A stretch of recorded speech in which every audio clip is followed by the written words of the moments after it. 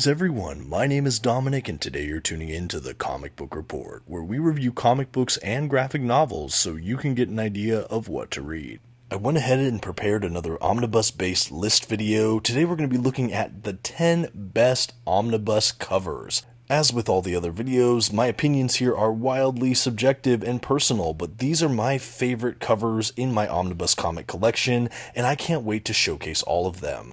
Before we jump into today's video though, I do want to shout out our channel sponsor, OrganicPriceBooks.com. If you're looking to pick up your own comic book collected editions, I highly encourage you to check out their website. You can find a link for it in this video's description, and if you see anything there you like, you can actually use my discount code at checkout, TheComicBookReport, to receive $2 off of your order. Please note if you use my affiliate link or code to make a purchase, I will earn a small commission, but it's a fantastic way to support the channel. Thank you so much for considering. Now let's take a look at all of those covers. First on the list today is actually the inspiration for this video, The Amazing Spider-Man by Nick Spencer Omnibus Volume 2. This volume just came out recently, at least at the time of this recording, and I have this DM cover from Patrick Gleason, and I am absolutely in love with it.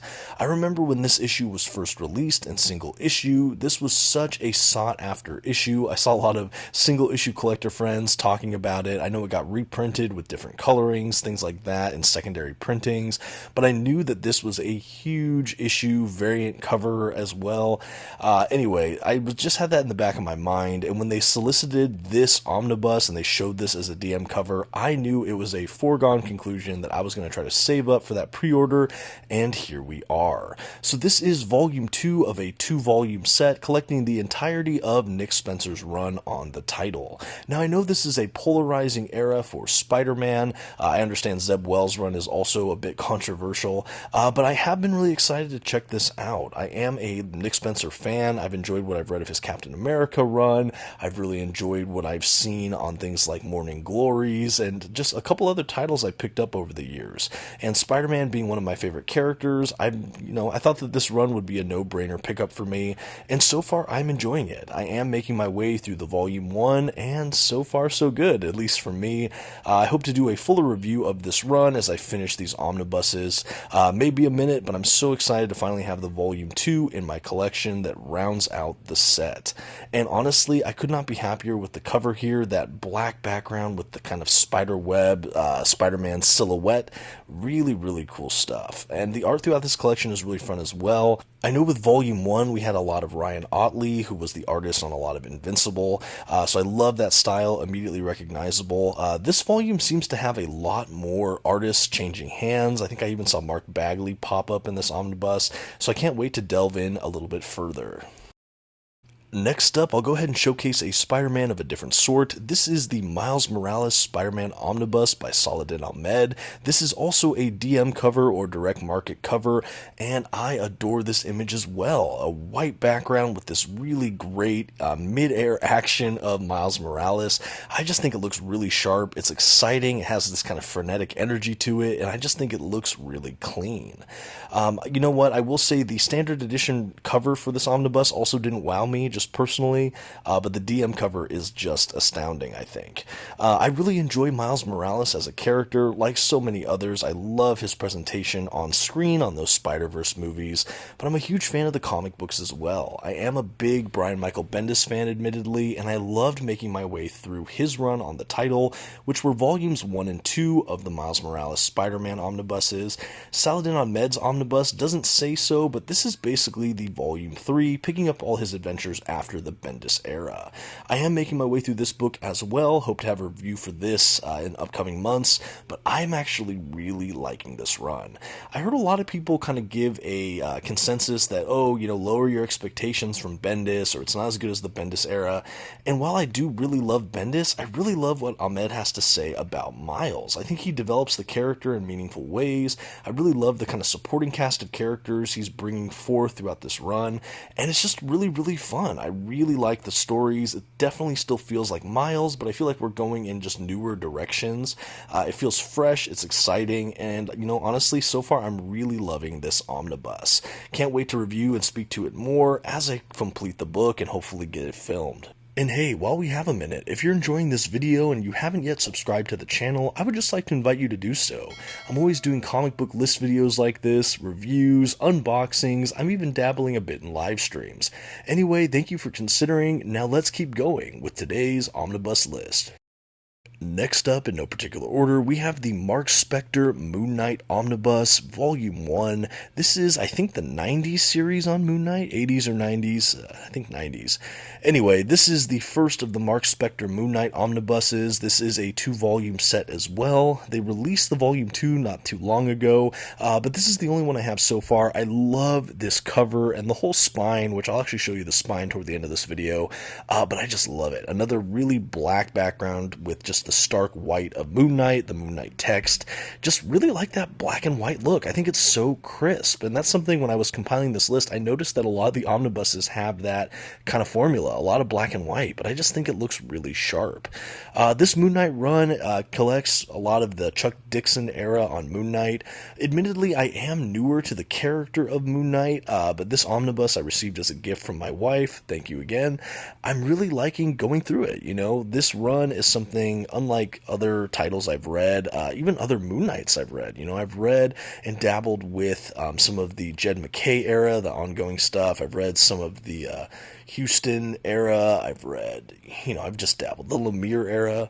Anyway, I think what we get here in Marc Spector's Moon Knight is definitely something decidedly different. I think early on, too, for fans of this character, there's a lot less split personality or other aspects of Moon Knight. It's really just Marc Spector dressing up as Moon Knight, but so far, so good. It's just him being street-level vigilante. I've already, I'm maybe a quarter into this. I've already seen him team up with Punisher, and that's been really fun. I really like how they embed Moon Knight into the Marvel Universe. It's really cool to see how he plays with others, as well as just goes about his own mythos, his own supporting cast of characters and villains. But yeah, it's a really clean run so far. I really like the art as well throughout this, but that cover on this book, whew, it really just took my breath away. I really am excited to finish this run as well. I'll have to try to get Volume 2 if I can get it in my budget before that goes out of print. Let me know if you've read this book or Volume 2. I'd love some more feedback on it as well. Next up, our first DC Omnibus for this video, the Death and Return of Superman Omnibus, and this is a big boy. This has one of my favorite covers of all time. This printing is, another black background with just kind of the shredded Superman cape, really an evocative image that just so screams Death of Superman, and I just think it looks so sharp. I love that they went for a more stark background and cover for this omnibus with this printing. At the time of this recording, this is the most current printing, and like I said, I just really love it. This whole omnibus in general is a real love letter to this era for Superman comics, and I think DC didn't really, they didn't pull any punches here. This is a fantastic volume. We had beautiful end pages. There's even, in the Death of Superman issue, we have the full fold-out and everything. It really does have it all, and I think that this, to me, is such a great omnibus, not only as a Superman fan, but as a lover of the DC universe. One thing this book does is you really get to see the impact of Superman in this comic book world of DC Comics, certainly in the city of Metropolis, and most certainly with all of his loved ones. And both his absence and return in this book, he's just always felt throughout it, but it's cool to see how his legacy kind of resonates with so many of these other characters. I think that this really advances the overall storytelling in this entire comic book universe, and I think that this is a quintessential Superman read. I really think for fans of Superman that maybe they only read newer or ongoing modern books, this book isn't that old, and yet it's a couple decades old at this point, but I think it's worth the journey. It's worth going back and reading these adventures. I think it's just a real blast. And if you happen to be fans of characters like Superboy or Steel, this is also a really good showcasing for characters like that. The art throughout it is pretty consistent and strong, and honestly, it's just such a comprehensive look at this era in Superman. Really recommend it, and especially with this newer printing, that cover just can't be beat. Next on our list today, one of my favorite comic runs of all time, we're going to be talking about the Ed Brubaker run on Captain America from Marvel Comics. This is the first omnibus and another direct market cover. We have Steve Rogers, Captain America, kind of standing in mourning over a gravestone. Really an evocative image. I absolutely adore this cover. Again, this is the Ed Brubaker Captain America Omnibus Volume 1. It is Volume 1 of a total of 5 volumes. Yes, this is a big set. Some of those omnibus volumes, though, are quite slim. But yeah, it's a great run. I love, especially this early run. It's absolutely fantastic. We kick off the story with the Winter Soldier story arc. Maybe for fans of that MCU film, if you've never read the Winter Soldier story in this comic, I highly recommend it. I believe this book might currently be out of print, but because this is such a essential Captain America read, I'm sure we'll get another reprint someday down the line. But I had to showcase this for the cover alone. I just think it's so interesting. It's so captivating. Just seeing Steve Rogers kind of face downcast in shadow, overlooking a grave and kind of a cemetery. The words Captain America kind of lost in the foggy sky, the clouded sky. It's just really cool. And I think sometimes when I think Captain America, especially for cover poses, I think of like action-packed, shield up. But to have a more solemn cover, I just think it was a real masterstroke. And like I said, it's a really, it's just one of my favorite covers. I think it's easily my favorite cover for a Captain America Omnibus. And I just can't say strong enough things about it. I think it's just absolutely gorgeous. And that's not even touching the actual content of this book, which, like I said, is absolutely incredible. If you're a fan of kind of geopolitical thrillers, spy dramas, just action, superhero comics, this is a fantastic blend of all of those things. There is this kind of just literary mastery here from Ed Brubaker. He's really just firing on all cylinders. And I think outside of his indie work, this might be my favorite comic that Ed Brubaker ever was attached to. He's had a lot of great other works from Marvel that I've enjoyed throughout the years, like Daredevil and Iron Fist, but when I think about his work at Marvel, it might just be Captain America as number one. Next on the list, another Spider-Man omnibus. This is the Spider-Man Omnibus by Todd McFarlane.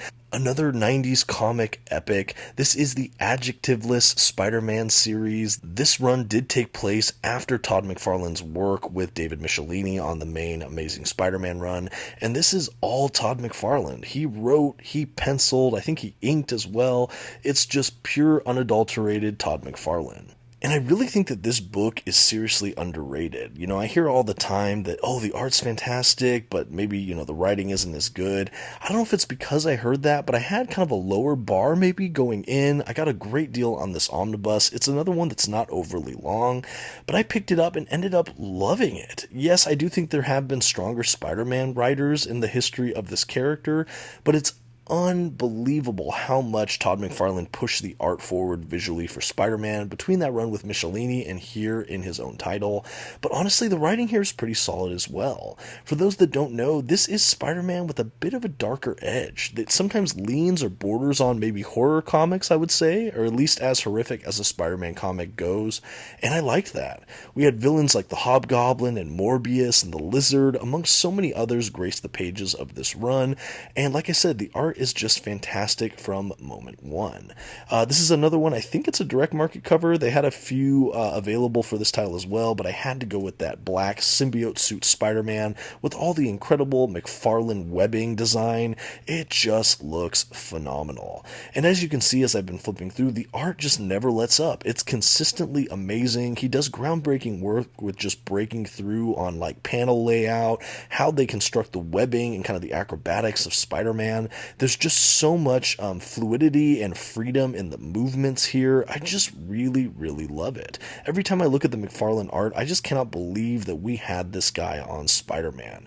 Really incredible stuff here, a beautiful omnibus, and I just, again, adore that cover.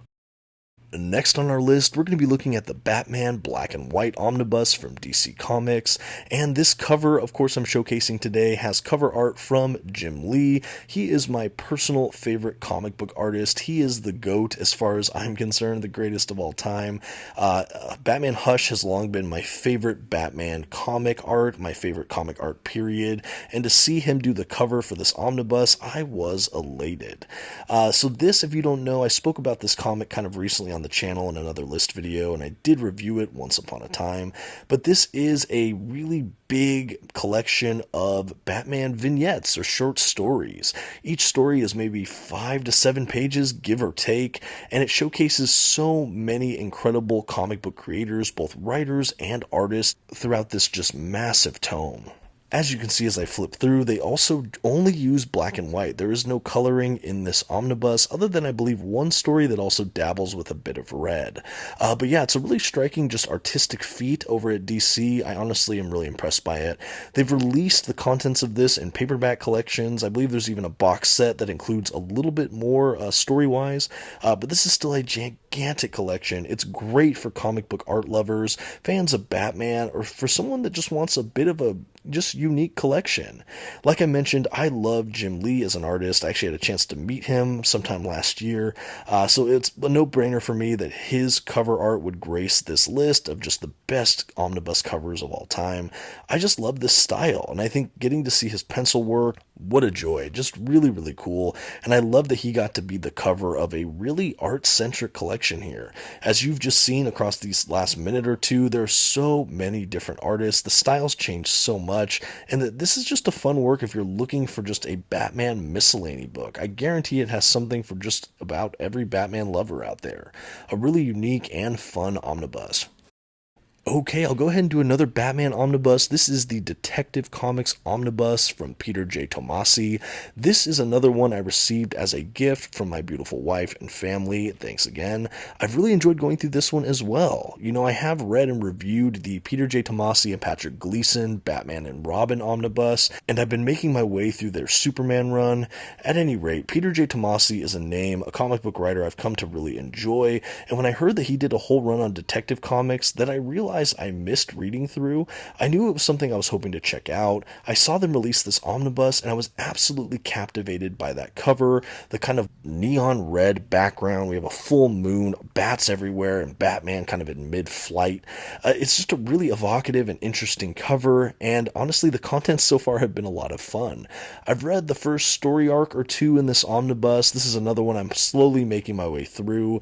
I've tempered my expectations a bit. I've heard people say maybe don't expect as much as you got from maybe Batman and Robin by Tomasi, but so far I am really liking it. Another critique I've heard about this omnibus is that there's not really large master epic storylines. It's just a bunch of smaller, more self-contained arcs, but honestly that sounds great to me. I don't need a comic book run to just be one master narrative. As much as I really enjoy that, I can enjoy smaller stories, especially when they're done well.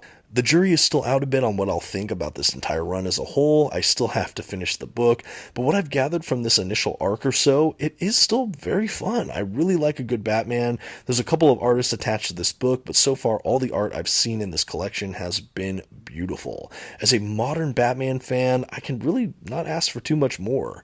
But that cover, like I said, the cover really drew me in. I love the action pose for Batman, that red and just that flock of bats. I don't know what's a collection of bats called? Not a flock. Maybe. I don't know. All the bats everywhere. It's just a really great cover, and it really got me excited to read what I think so far is a pretty great book. Next up on our list, the last Spider-Man omnibus in the collection today, the Spider-Man 2099 Omnibus Volume 1. This is the standard edition cover that just has the issue cover for issue 1 of Spider-Man 2099, and this is hard to top. This is just individually as a single issue cover, it's one of my favorites I've ever seen. We have the Spider-Man of 2099, Miguel O'Hara, kind of in this crouched, falling position that's so evocative. I think you see this image, you immediately know it brings you back to that time and place. This is the incredible run from Peter David and Rick Leonardi, and I love it. I love the Spider-Man 2099 costume. It was sort of a Dia de los Muertos costume, if I'm not mistaken. I love that the character of Spider-Man 2099 is almost like a cursed character. Like his origin story, he's like genetically spliced and fused with an actual spider. So he has kind of weirdly vampiric kind of power sets. There's like this, you almost feel like he's more cursed than gifted with these powers. And I think that that was a really interesting wrinkle. And I like the kind of cyberpunk, arguably dystopian future we're set in. It's like the 90s cyberpunk future too. It reminds me a lot of the kind of Batman Beyond scape as well. Very similar kind of stuff here. But it's great, and I know a lot of people are probably just learning about this character after the success of Into the Spider-Verse or Across the Spider-Verse, those films. But honestly, the comics are super solid. I really love what Peter David's doing here. I'm still making my way through this omnibus as well. It's a really big one, but I cannot wait to wrap it up because I'm going to want to talk about it pretty extensively, especially before I spill over into the volume 2, which also came out recently. But this is the entire 90s run. The art, as you can see, is beautiful throughout it, from largely Rick Leonardi. He's done the art for most of this series, if not all of it, and I adore it. I love the character models, the design work of the costume, like I said, and that front cover, it's just so hard to beat. I love, love, love the cover for Spider-Man 2099. I had a feeling it was going to be on the list, and when I compiled it, I just couldn't leave it out. And last but certainly not least, we have Wolverine Omnibus Volume 4. This is another direct market cover. It's Wolverine versus Sabretooth, and the imagery is just brutal, visceral, interesting. We have kind of gritty and hard line work. They make both of these characters look so ferocious. I was absolutely enthralled by this cover. When I saw it as an option for the Omnibus, I knew that this would be my choice for Volume 4, and I have not regretted it for a moment. It is outstanding. Now, these Wolverine volumes have been really churning out over the last couple years. They actually, at the time of this recording, just released Volume 5 of this sequential solo series Wolverine stuff. I can't believe it. I'm still making my way through Volume 2, so admittedly, I am a bit behind. I've been buying these up and pre-ordering them just because I love Wolverine as a character, and by the time I get to it, I don't want them to be out of print, especially this incredible cover. But I love flipping through this. It looks like early in this omnibus, we get a lot of interaction between Wolverine and Sabretooth, so I'm really excited this is a cover I picked, as it showcases both Wolvie and Sabretooth. Sabretooth is definitely an interesting character. I think how he's portrayed in these early comics, well, frankly, it's just my favorite way I've ever seen this character portrayed. I cannot wait to get into this omnibus proper as I make my read through all of these volumes, but if the early volumes are any indication, I think that this is going to be another hit. But again, looking through my collection, looking at great covers for all these incredible omnibuses, this was really high on my list. Like I said, this isn't really in order. It's not like this is my top one on the list, but I couldn't leave it out. I just think it's so striking. It was so captivating to me that I had to just include it in the list. I really love Wolverine. I love that costume, especially the yellow and blue one. I just think it's so shocking and vibrant, especially for a character who's so kind of grimdark sometimes. I think putting him in a yellow and bright blue costume was just kind of a brilliant idea. I think that is the just quintessential main Wolverine costume. The other ones are good, but that's really where it's at. I think all Wolverine fans know that, or at least most. At any rate, this cover for this omnibus, as well as the omnibus in general, was one I just felt like I had to showcase. Okay, and believe it or not, that's going to wrap up our list of the 10 best omnibus covers. Again, it's wildly subjective, based on my preferences and opinions, like most of this channel. But what are some of your favorite omnibuses? What are some of your favorite omnibus covers, whether standard or direct market? Maybe you have some custom omnibus dust jackets that you've solicited. I'd love to hear all about that in the comments. I'm really impressed with these publishers have been providing us. Not every omnibus has a cover I love, but a lot of these just knock it out of the park. These are some of the most gripping to me, but again, I would love to hear what are some of your favorites. And did I really spend about 20 minutes just talking about covers? Well, for the most part. And thank you so much for staying along for the ride. It means the world to me. Let me know what you thought about this list. I was trying to mix it up, do something a little different. I know I had a lot of fun with it. It was fun to pour over the collection and just select my favorites here. Anyway, thanks for watching, everyone, and until next time, this has been the Comic Book Report. Please don't forget to give this video a like, a comment, and maybe check out another video on your way out. Thanks!